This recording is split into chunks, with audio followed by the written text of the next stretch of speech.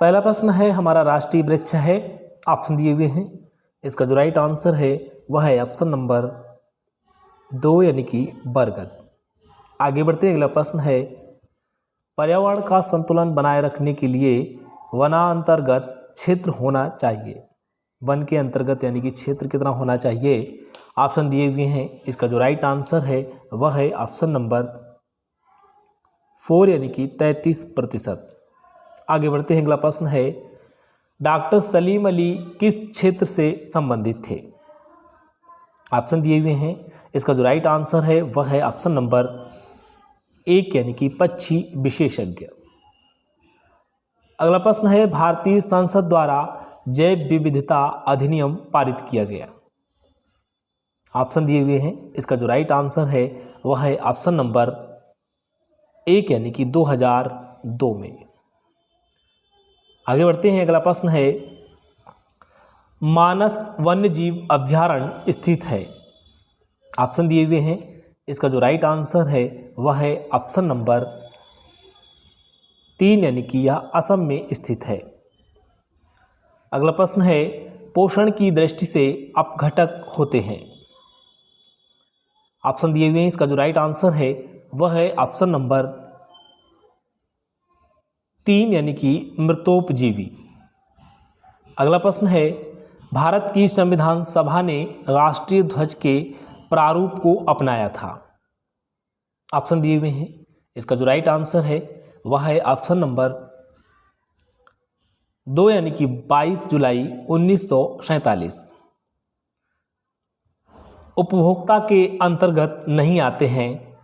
Option दिए हुए हैं। इसका जो राइट आंसर है वह है ऑप्शन नंबर 3 यानी कि मृतोपजीवी। अगला प्रश्न है पारितंत्र में मानव है।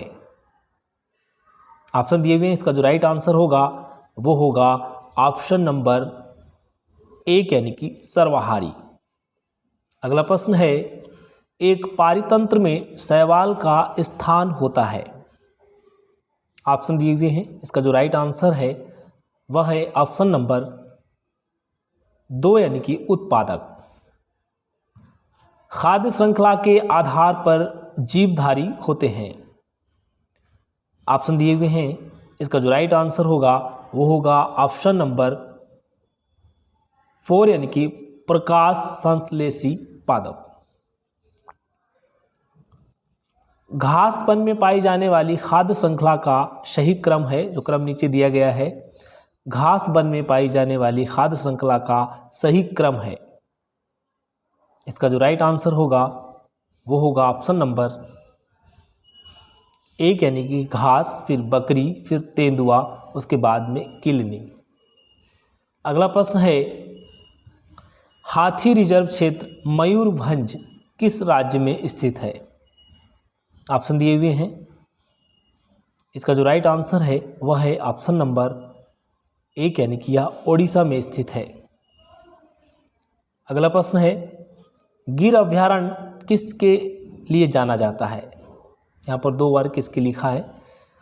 गिर अभ्यारण्य किसके लिए जाना जाता है, ऑप्शन दिए हुए हैं। इसका जो राइट आंसर है वह है ऑप्शन नंबर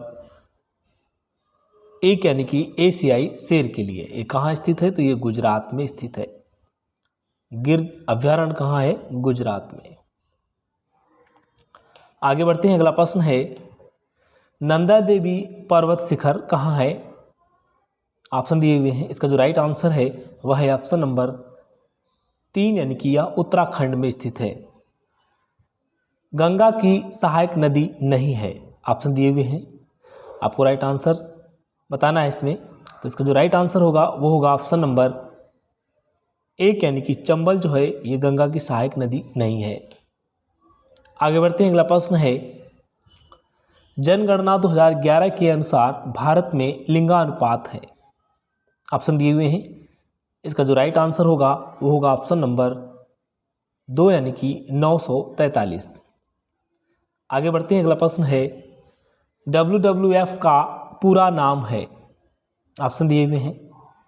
इसका जो राइट आंसर होगा वो होगा ऑप्शन नंबर 1 यानी कि world wild life fund.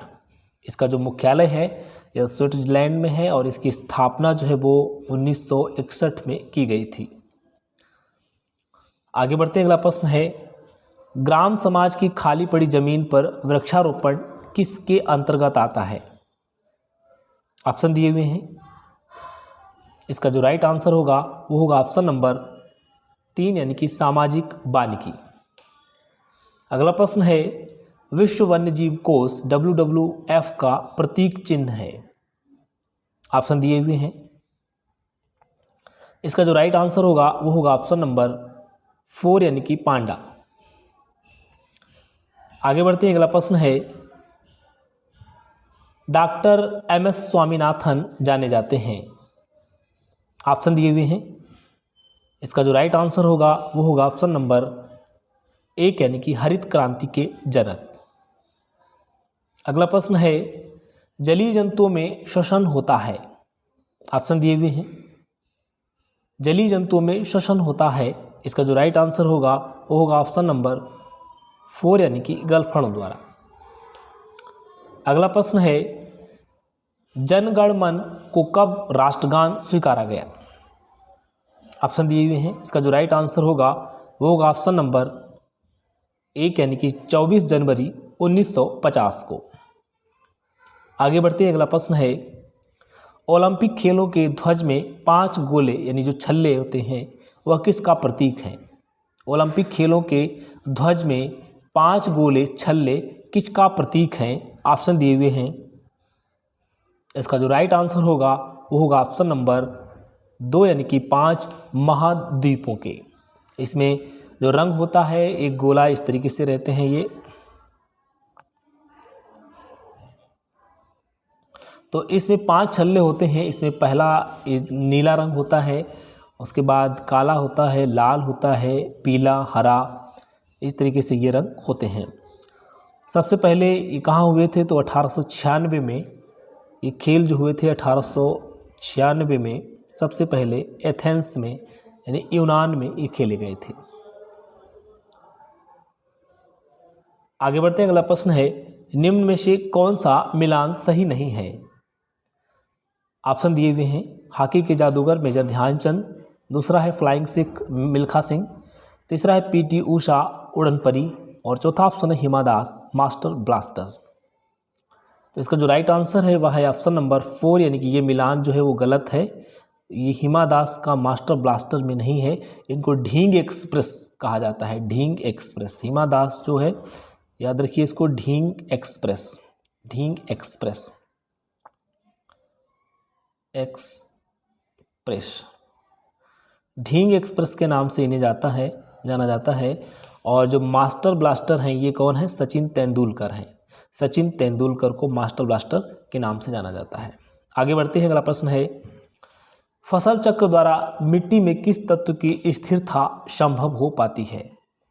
Option दिए हुए हैं। इसका जो राइट आंसर है वह है ऑप्शन नंबर 4 यानी कि नाइट्रोजन।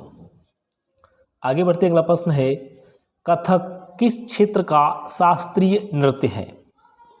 ऑप्शन दिए हुए हैं। इसका जो राइट आंसर होगा वो होगा ऑप्शन नंबर 1 यानी कि उत्तर प्रदेश।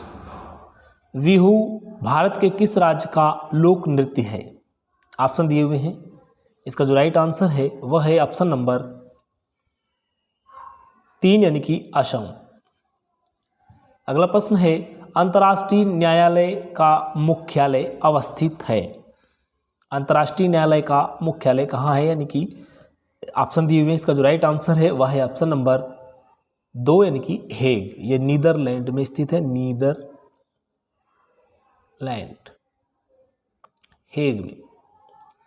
आगे बढ़ते हैं, अगला प्रश्न है राष्ट्रीय गीत के रचयिता हैं। ऑप्शन दिए हुए हैं। पहला ऑप्शन है बंकिम चंद्र चटर्जी, दूसरा रविंद्रनाथ टैगोर, तीसरा मोहम्मद इकबाल और चौथा ऑप्शन है मैथिली षडगोप। इसका जो राइट आंसर होगा वो होगा ऑप्शन नंबर 1 यानी कि बंकिम चंद्र चटर्जी। अगला प्रश्न है और ये अंतिम प्रश्न है उत्तर प्रदेश का राज्य पक्षी है। ऑप्शन दिए हुए हैं। इसका जो राइट आंसर है वह है ऑप्शन नंबर 3 यानी कि सारस। इसको क्रेन भी लिखा जाता है, क्रेन। तो ये थे 30 प्रश्न पर्यावरण से संबंधित। ये बहुत ही महत्वपूर्ण प्रश्न थे। आशा करता हूँ आपको वीडियो अच्छा लगा होगा। अगर वीडियो अच्छा लगा तो लाइक ज़रूर करें, शेयर भी करें। अगर आप हमारे चैनल पर नए हैं तो प्लीज़ इसे सब्सक्राइब कर लें, जिससे आपको अगले नोटिफिकेशन भी प्राप्त हो सकें। धन्यवाद।